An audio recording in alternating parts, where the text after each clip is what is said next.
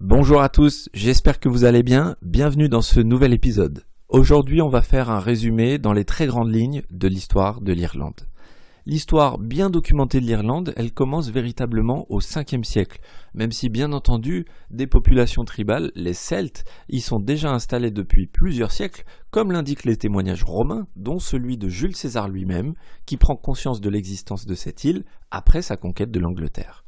Au 5e siècle donc, le christianisme s'est établi sur l'île par le biais de Saint Patrick qui est arrivé vers 432 après Jésus-Christ et c'est lui qui va enraciner fermement le mouvement monastique. On dit de lui qu'il a également terrassé tous les serpents de l'île, mais en réalité, ceux-ci n'ont jamais été présents en Irlande. À la fin de l'ère médiévale, le pays est une véritable mosaïque de petits royaumes, très souvent en guerre les uns contre les autres, et c'est un peu l'anarchie. Si les Vikings pillent et s'installent progressivement sur l'île au Xe siècle, avant d'être battus par le premier, dernier et seul grand roi d'ailleurs irlandais de l'histoire, Brian Boru, le monde extérieur débarque véritablement sur l'île à la suite de la conquête de la Grande-Bretagne par Guillaume de Normandie, Guillaume le Conquérant. Après lui, de grandes étendues de terre vont être accordées aux seigneurs normands après l'invasion de 1169, marquant le début de la colonisation.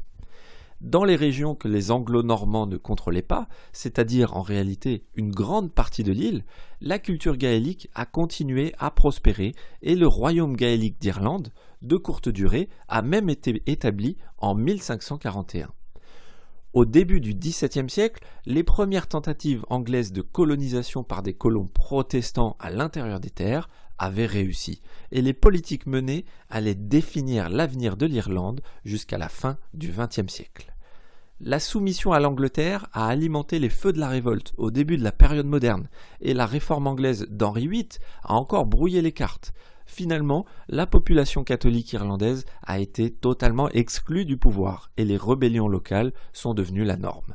Dès le début du XVIIe siècle, des méthodes brutales et largement infructueuses ont été utilisées pour persuader le peuple irlandais de se convertir au protestantisme, la politique des plantations en étant la plus préjudiciable.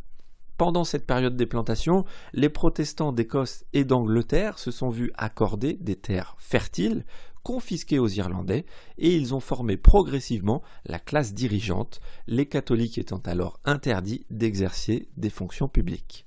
La persécution religieuse est devenue la norme dans un contexte de ressentiment et de haine croissant des catholiques irlandais envers les Anglais. La guerre civile a inexorablement éclaté en 1641, entraînant une brève période de domination de la majorité catholique, après quoi les terres ont été reconquises par les terribles et sanguinaires armées d'Oliver Cromwell, et à nouveau toutes les terres appartenant aux Irlandais catholiques ont été confisquées. La répression anticatholique et les luttes avec la couronne anglaise ont caractérisé la fin du XVIIe siècle, culminant dans la guerre jacobite entre le roi Jacques II d'Angleterre, qui a été détrôné, et le roi Guillaume d'Orange. La bataille décisive de la Boyne, en 1690, a vu la défaite du roi Jacques, anéantissant tout espoir des catholiques irlandais. Des lois pénales sévères sont réintroduites par l'élite protestante, privant les catholiques d'une majorité de droits et de leur culte, et de 1801 à 1922, l'île est dirigée directement par le Parlement anglais de Westminster à Londres.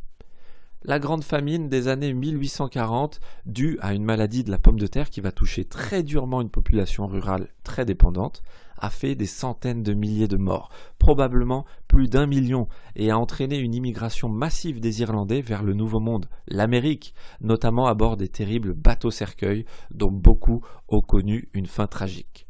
Vers la fin du siècle, l'indépendance a été très vigoureusement soutenue par divers moyens, manifestations, révoltes, guérillas, et sera finalement adoptée en 1922, après 3 ans de guerre civile entre l'armée républicaine irlandaise, l'IRA, et l'armée britannique. Après des siècles de colonisation anglaise, l'Irlande retrouve son indépendance et la République d'Irlande était née. Mais malheureusement, les conflits religieux en Irlande du Nord vont continuer pendant les décennies à venir, mais ça, c'est une autre histoire. Sur ce, je vous laisse, n'hésitez pas à vous abonner et je vous dis à très bientôt pour de nouvelles histoires.